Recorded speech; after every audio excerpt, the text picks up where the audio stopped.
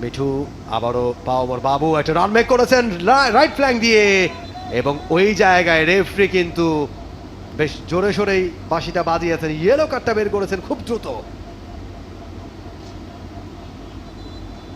আমির হাকিম বাপ্পি ওয়াজ দেয়ার, পেছন থেকে একটা লেট চ্যালেঞ্জ, এবং এখনো কাতরাচ্ছেন ওই জায়গা নাম্বার 10 পাওয়ার বাবু।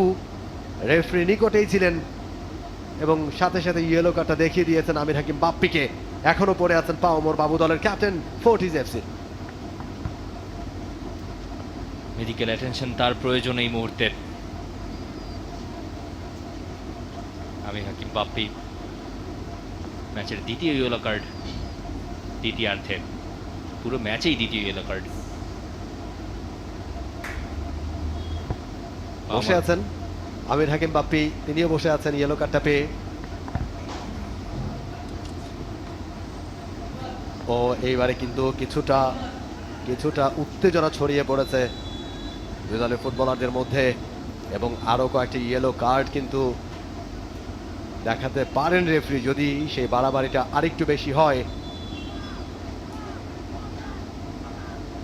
উঠে দাঁড়িয়েছেন পাওয়ার বাবু, কিন্তু তিনি বলছেন যে দেখেন আমার পায়ের কি অবস্থা হয়েছে, এটা কি কোনো ফুটবল হলো, হয়তো এটা তিনি বলার চেষ্টা করছেন।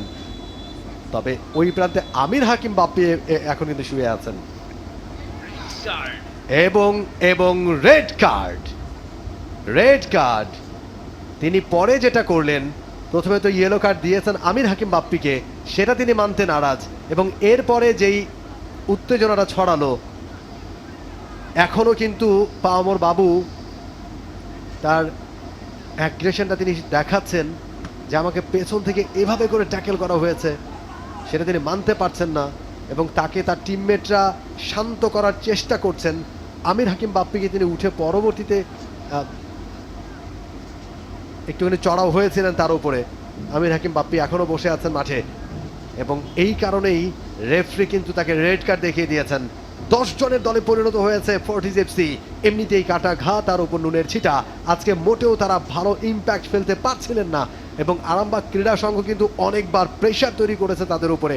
ওই জায়গা থেকে 10 জনের দলে পরিণত হওয়া নিশ্চয়ই সেটা দলের জন্য বড় দুর্বলতার জায়গা তৈরি হতে পারে।